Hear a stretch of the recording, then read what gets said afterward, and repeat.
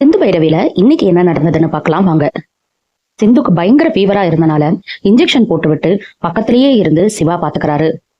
1 மணி நேரத்துக்குள்ள உனக்கு ஃபீவர் குறைஞ்சிடணும், இல்லைன்னா நம்ம ஹாஸ்பிட்டல் போலாம் அப்படின்னு சொல்றாரு. டைமையே பார்த்துட்டு இருந்து 1 மணி நேரத்துக்கு அப்புறம் மறுபடியும் டெம்பரேச்சர் செக் பண்ணி பாக்குறாரு. ரொம்ப அதிகமா இருந்தோன்னே ஈர துணி எடுத்து சிந்து மேல போட்டு விடுறாரு. அதோட நிக்காம பக்கத்திலேயே ஒரு சேர் போட்டு சிவா உக்காந்துடுறாரு. கொஞ்ச நேரத்துக்கு ஒரு தடவை டெம்பரேச்சர் குறைஞ்சிருச்சான்னு பாத்துக்கிட்டே இருக்காரு. அப்படியே சேர்லயே படுத்து தூங்கிடுறாரு.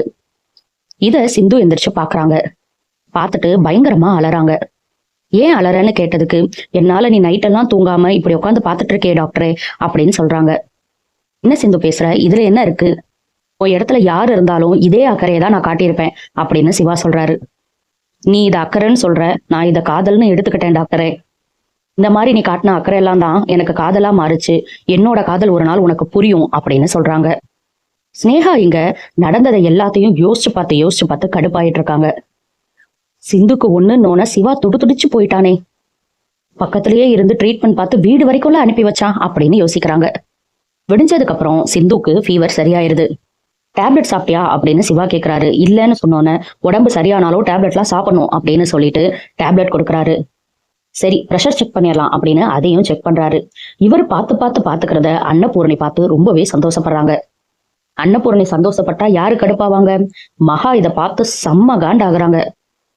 சிந்து கிட்ட சரி நல்லா ரெஸ்ட் எடு, வேற எந்த வேலையும் செய்யாத, நான் ஹாஸ்பிட்டலுக்கு போயிட்டு வரேன் அப்படின்னு சொல்லிட்டு சிவா கிளம்புறாரு. சிவா போகும்போது அன்னபூரணி நிறுத்தி, நேத்து நடந்த எல்லாத்தையும் சிந்து சொன்னாப்பா, எனக்கு ஈரக்கொலையே நடுங்கிருச்சு. நீ செஞ்ச புண்ணியம் தான் சிந்து ரூபத்துல வந்து உன்னை காப்பாத்திருக்கு. சிந்துவை நீ பாத்துக்கிறதுல எனக்கு ரொம்ப சந்தோஷம்ப்பா, எனக்கு இதுவே போதும் அப்படின்னு சொல்றாங்க. சிவா அதுக்கப்புறம் சரி பெரியம்மா நான் கிளம்புறேன் அப்படின்னு திரும்பினா, அவங்க அம்மா சிவாவை பயங்கரமா முறைச்சிட்டு இருக்காங்க. மகா முறைக்கிறத சிவாவும் பாக்குறாரு. ஐயோ அம்மா வேற முறைக்கிறாங்களே அப்படிங்கிற மாதிரிதான் யோசிக்கிறாரு. ஆனா எதுவுமே பதில் பேசாம அங்க இருந்து கிளம்பிடுறாரு. சிவா கிளம்பினோன்னு அன்னபூரணி சிந்துவை போய் பாக்குறாங்க. உடம்பு எப்படி இருக்குன்னு விசாரிக்கிறாங்க. சிந்து உடனே, நைட்டெல்லாம் டாக்டர் தூங்கவே இல்லாத, என் பக்கத்திலேயே இருந்து பாத்துக்கிட்டாரு, டேப்லெட் கொடுத்தாரு, இன்ஜெக்ஷன் போட்டாரு அப்படின்னு சொல்றாங்க. இதை கேட்டு அன்னபூரணி ரொம்பவே சந்தோஷப்படுறாங்க. சிவா ஹாஸ்பிட்டல் போறதை தடுத்து நிறுத்தி, மகா என்னடா பண்ணிட்டு இருக்க, உன் வாழ்க்கையவே அழிச்சவளை நைட்டு ஃபுல்லா முழிச்சிருந்து பாத்துட்டு இருக்க, அவளுக்கு ஏதாவது விஷ ஊசி போட்டு கொன்னா பரவாயில்ல, நீ என்னடானா கூடவே இருந்து பாத்துட்டு இருக்க அப்படின்னு திட்டுறாங்க. சிவா உடனே, சண்டை போட்டு செய்ய முடியாத ஒரு விஷயத்த அன்பால பண்ணிடலான்னு எனக்கு தோணுதுமா. நான் காட்டுற உண்மையான அன்புல அவ பண்ண தப்ப அவ உணர்ந்து என்னை விட்டு போயிருவா அப்படின்னு சொல்றாரு. நான் கிளம்புறேன்னு சொல்லிட்டு கிளம்பிடுறாரு. ஐஸ்வர்யா உடனே மகா கிட்ட, என்னம்மா அண்ணன் என்னென்னமோ தத்துவம் எல்லாம் பேசிட்டு போகுது அப்படின்னு கேக்குறாங்க. என்னடி பண்றது, இவன் சரியான படிச்ச முட்டாளா இருக்கானே அப்படின்னு மகாவும் சொல்றாங்க. சரி ஸ்னேகாக்கு போனை போடு அப்படின்னு சொல்லிட்டு ஸ்னேகா கிட்ட பேசுறாங்க. இங்க நடந்த எல்லாத்தையும் ஒண்ணு விடாம புட்டு புட்டு வைக்கிறாங்க. நைட்டெல்லாம் பாத்துக்கிறான், தூங்காம பாத்துக்கிறான், இன்ஜெக்ஷன் போடுறான், இவனை என்ன பண்றதுன்னே தெரியலமா அப்படின்னு சொல்றாங்க. ஸ்னேகாவும் என்ன பண்றதுன்னு தெரியாம எல்லாத்தையும் கேட்டுட்டு ரொம்பவே கஷ்டப்படுறாங்க.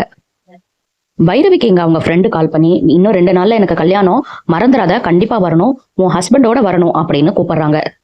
பைரவி என்ன பண்றதுன்னு தெரியாம எப்படி இப்ப கல்யாணத்துக்கு போறது அப்படின்னு யோசிக்கிறாங்க. சரி போய் ஒரு தடவை அத்தை கிட்ட கேட்டு பார்க்கலாம் அப்படின்னு அன்னபூர்ணி கிட்ட போய் கேக்குறாங்க. அன்னபூர்ணி உடனே, கல்யாணம் ஆன 3 மாசத்துக்கு வெளியே போக கூடாதுமா, போனா ஏதாவது அசம்பாவிதம் ஆகும்னு சொல்லுவாங்க, அதனாலதாம்மா நான் சொல்றேன் அப்படின்னு சொல்றாங்க. அதுக்கப்புறம் மனசுக்குள்ள யோசிக்கிறாங்க. ஆறுமுகத்தை பேசாம கூட கூட்டு அனுப்பி வச்சாதான் இவங்க 2 பேத்துக்குள்ள ஒரு அன்னோன்யம் வரும்.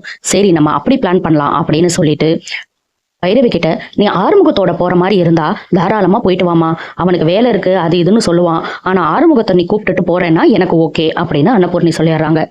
பைரவியும் சரின்னு சொல்லிடுறாங்க. அதுக்கப்புறம் நேரா ஆறுமுகத்துக்கிட்ட வந்து அன்னபூர்ணி, பைரவி வந்து உன்னை இப்ப பெங்களூருக்கு கூப்பிடுவா, நீ சரின்னு சொல்லிடு, நீங்க 2 பேரும் இந்த மாதிரி தனியா எங்கேயாவது போனாதான் உங்க 2 பேரால நல்லா பழக முடியும் அப்படின்னு சொல்றாங்க.